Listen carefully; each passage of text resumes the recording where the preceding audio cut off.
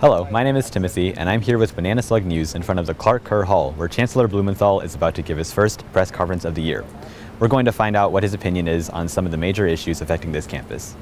To start off, I asked him if there were any plans in the works to reduce the price of parking permits to lessen the burden on commuters. Tough question. I'll give you a start of an answer, but Allison's, you're welcome to add to it. Parking fees on this campus have actually not gone up anywhere near inflation, at least over the period of time that I've been chancellor. I've tried to keep them relatively low. On the other hand, parking, it is actually expensive to maintain parking, and so the parking office has actually been losing money of late. So I suspect the fees are probably going to go up more than they're going to go up less in the near future.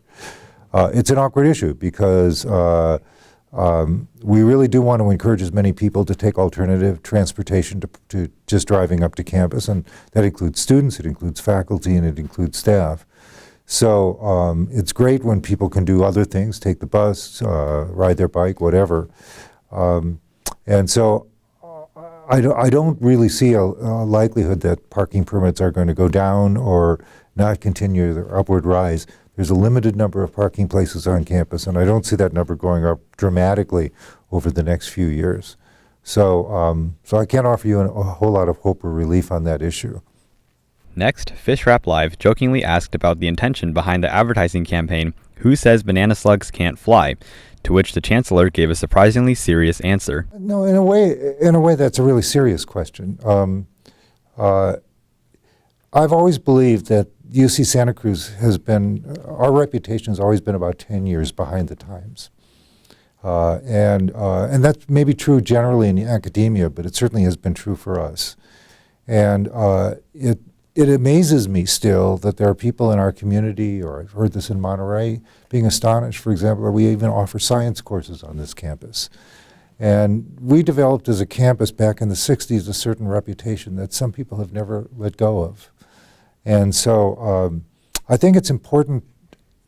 I think one of the challenges that I've been most interested in meeting is to make sure that whatever we are, that we at least be open and honest about who we are today. And one of the things I'm particularly proud of is that we have a number of people on campus, faculty and students, who've done work thinking out of the box, doing something different, doing something that they were told they couldn't do.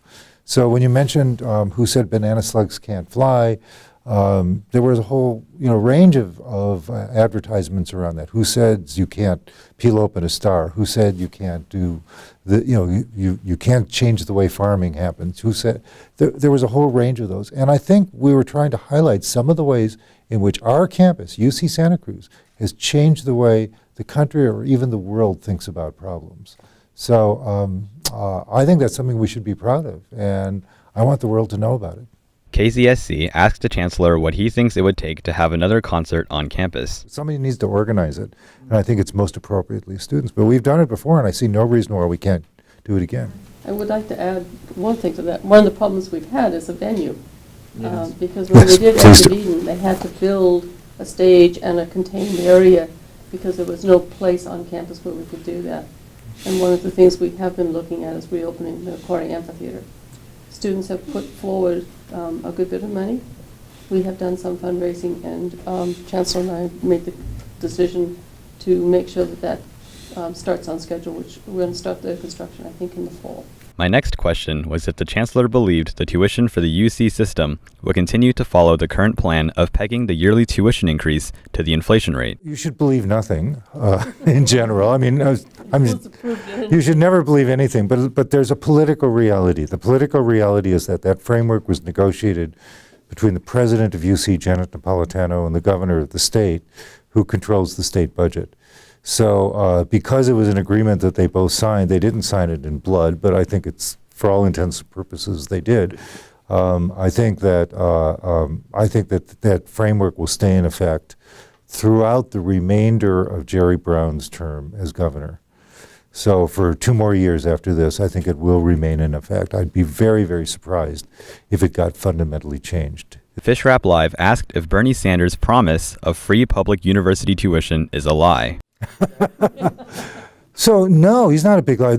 I think this is a great goal. And let me just remind you of a couple things. One, when the California Master Plan went into effect in 1960, if you go back and read that 1960 document, it calls for free public higher education in California for all students.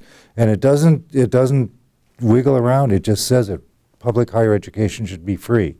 So that was the master plan. That was the basis on which this university got started. I think it's a wonderful goal, and basically the UC system and the CSU system kept to that for quite a number of years. When I was a grad student at UC San Diego, and tuition was effectively zero. So for many years we stayed with that, and I think over the years since roughly Ronald Reagan, through Ronald Reagan and then Jerry Brown 1.0, tuition gradually increased as the state funding for higher education decreased. So we're now in a situation where, you know as well as I do, you're paying $13,000 a year in in-state tuition, and that's a far cry from free by anyone's standard. So I think Bernie Sanders is not lying. I think that it's a sensible goal. I think it's a real goal, but it requires a realignment of priorities. And let me just remind you of something else. In the United States today, of all the students who get bachelor's degrees in the United States today, 70% of them graduate from public universities. So public higher education is a key part of our educational system in the country. And yet, in the last 25 years, we have dropped from #1 in the world as a country. I'm talking about the whole U.S., not just California. We've dropped from #1 in the world in terms of the percentage of 25 to 30-year-olds who have graduated from college. We dropped to 17th in the world when President Obama was elected president 8 years ago. So from #1 to number 17. When Obama came in as president, he pledged to bring us back to #1 in terms of the number of students who graduate. In the 8 years that Obama's been in office, we've gone from 17th in the world to 16th in the world. So we've really not made a whole lot of progress. I'm not saying that's his